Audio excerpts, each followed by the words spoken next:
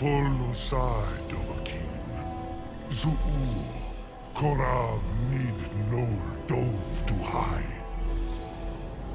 You do not even know our tongue, do you? Such arrogance, to dare take for yourself the name of Dova. Zalukanir, Kridar Jur. The very same dragon that saved him that fateful day back in Helgen, the massive big black dragon that destroyed the town, was the one resurrecting these creatures.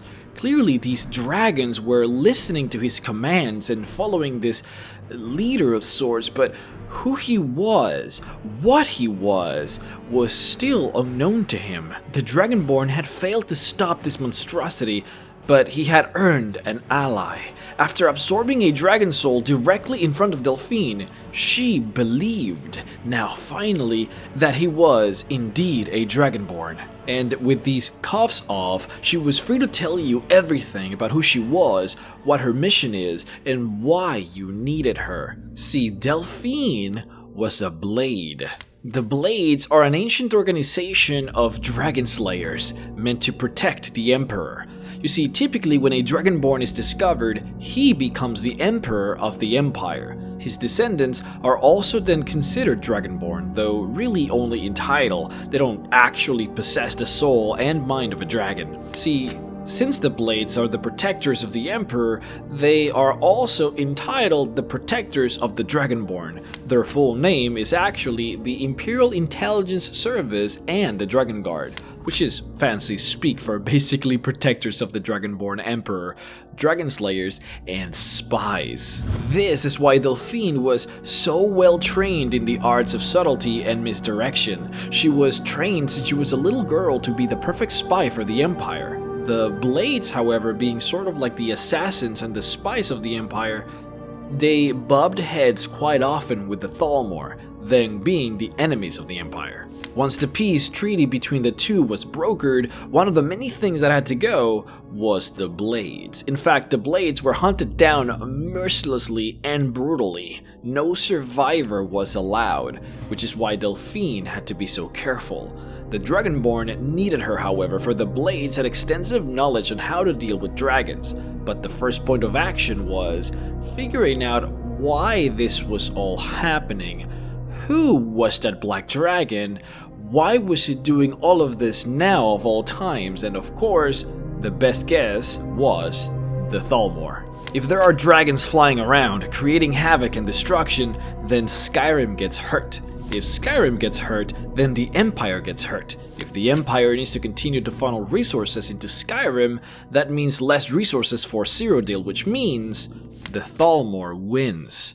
See, the Great War between the Empire and the Altmeri Dominion is not quite over. The peace treaty is merely a ceasefire. Everyone knows that the true war is still coming, which led Delphine to believe that the Thalmor must be behind all of this somehow, and a plan to figure out if this was true or not was to be concocted. Ah, you've retrieved the horn of Jörgen Winkel. Well done. You have now passed all the trials. Come with me. It is time for us to recognize you formally as Dragonborn. And so it began. As the Dragonborn returned back to the Greybeards to finish his training, Delphine worked her magic on a plan. Neither side had it easy, for the last teachings that the Greybeards had to offer the Dragonborn were excruciating, for he needed to survive the unrelenting shouts of all the Greybeards together, what had become a little bit of a tradition since the very days of Jürgen Windcaller, the original creator of the Greybeards. See, Jürgen wanted to use the voice for peace, and he came up with the idea of the Way of the Voice, which was the concept of only using the shouts to honor the gods. Many disagreed with his position, and many challenged him. In fact, it is said that 17 tongues actually shouted at him for 3 days straight until they collapsed exhausted. That's how powerful he was. All 17 tongues vowed to follow him and became his first disciples. The shouts that they used on the Dragonborn were of course draconic, but they translated to Long has the Stormcrown languished with no worthy brow to sit upon. By our breath we bestow it now to you in the name of Kine, in the name of Shore, and in the name of Admora of old. You are Ysmir now, the dragon of the north. Hearken to it.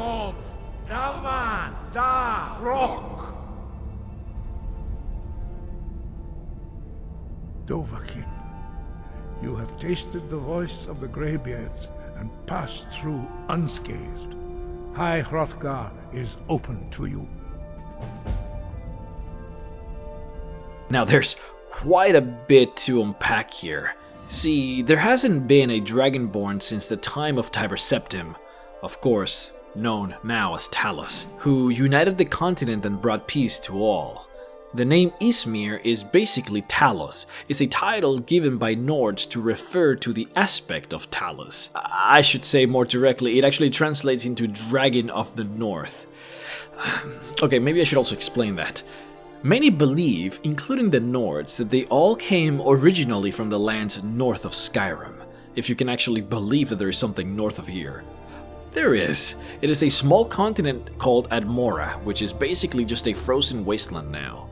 The title, Dragon of the North, is a play on words, since only humans come from the north. It is actually believed that the birthplace of dragons was Akavir, which is a completely different continent that really has no place in this story, but it is found east of Tamriel. The point is, the human who also turns out to be of dragon blood is titled Ysmir, the one destined to wear the Stormcrown. Now this can be taken in multiple ways. Some argue that the Dragonborn is actually an avatar of Talos, sent into the world to prevent its destruction and to bring peace. Others claim that the Crown of Storms is just quite literally that, the fact that constant shouting from the Dragonborn is said to bring clouds of thunder that constantly fly atop its head. This was something that actually happened to Tiber Septim once he became the Dragon of the North. It is said that clouds of raging thunder would follow him constantly, and that nobody could see him without actually seeing a dragon in his stead. But now the ceremony was complete, and the Dragonborn had survived the training. All that was left now was to try and discover who was this black dragon, and what plan had Delphine worked on this whole time.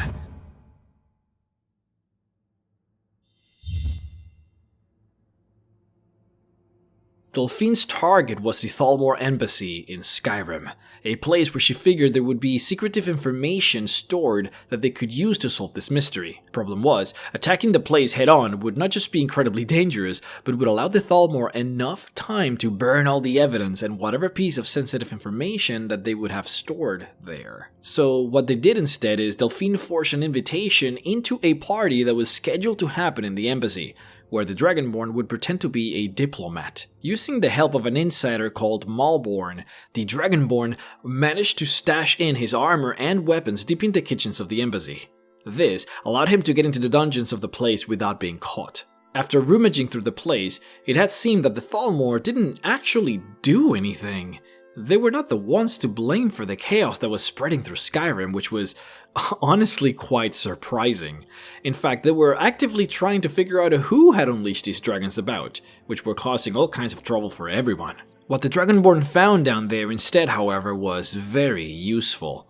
The Thalmor had a dossier for a Blade member that apparently Delphine thought to be dead, a very old dragon lore master from the Blades. This was precisely what they needed.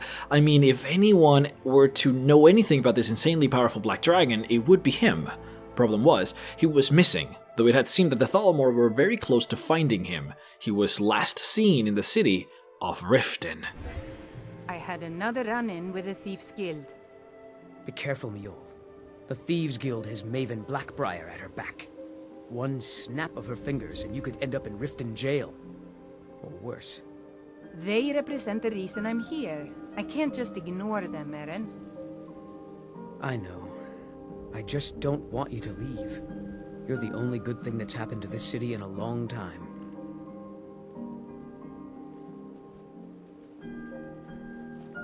If you're looking for a handout, you'll want to speak with my husband.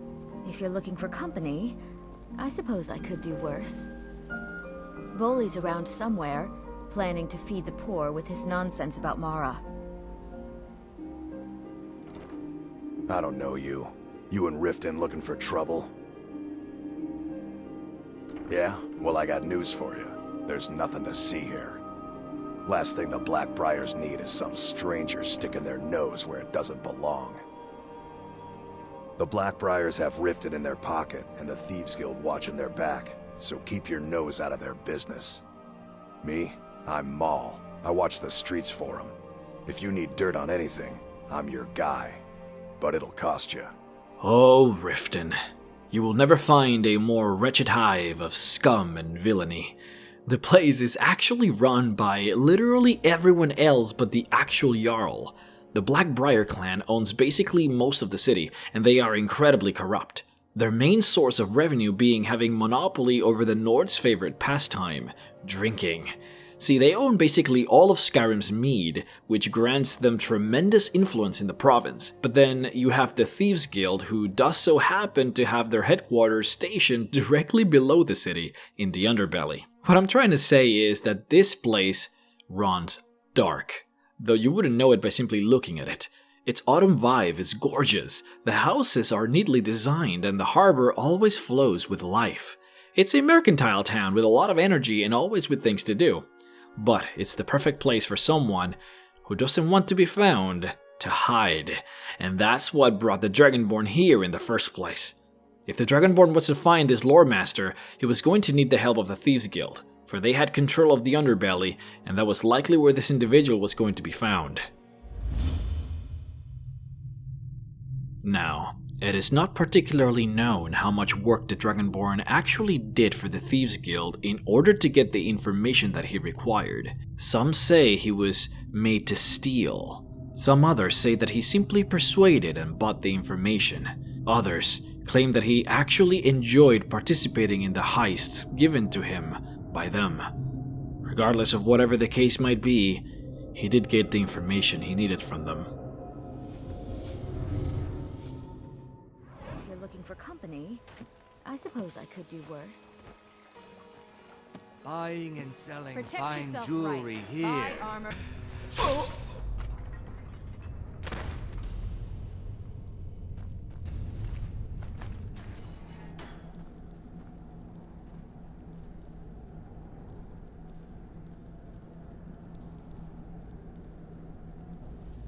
Stay out of trouble, or there's gonna be trouble. You'd better have coin to pay for your drinks. There's no handouts here. Huh. Lot of old guys around. I don't really know how I can help. Well, when you put it that way, I think I do know the old guy you're talking about. He's holed up in the Ratway Warrens. Hardly ever leaves the place. Has someone bring him food and such. Crazy old coot from what I've heard. For that to stand out down here, he must really be off his nut. That information led him directly into the right spot. The Thalmor had actually closed in on their prey, and if it wasn't for the Dragonborn, well, I guess we don't have to worry about that since he managed to get there just in time to save him. The Blade Lore Master was none other than Esbern, a close colleague for Delphine, for they had worked together in the past. More than just any simple lore master, his focus was monitoring the ancient prophecies of Tamriel, especially those related to dragons and the Dragonborn. Really a very fortuitous discovery. And what was the first thing he said to the Dragonborn? Well, exactly this.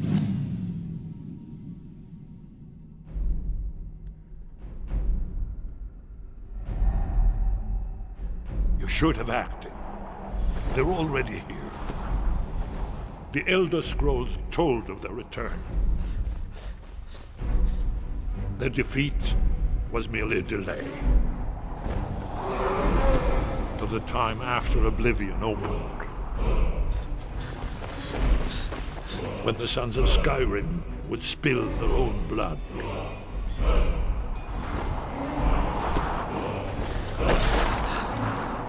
But no one wanted to believe they even existed. And when the truth finally dawned, dawns in fire.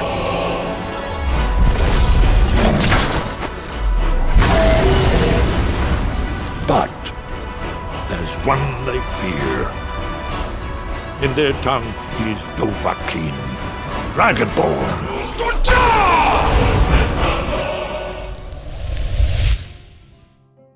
If you would like to watch the full 2-hour video, then be sure to head on over to patreon.com/MrRhexx, where the video is available to all patrons. Otherwise, stay tuned as we will continue to upload the rest throughout the next couple of weeks every Monday, Wednesday, and Friday. Lastly, I would like to thank Dylan Baker, Toby Oliver, and Alex Fitchie for supporting me on Patreon and allowing this to happen. Thank you very much.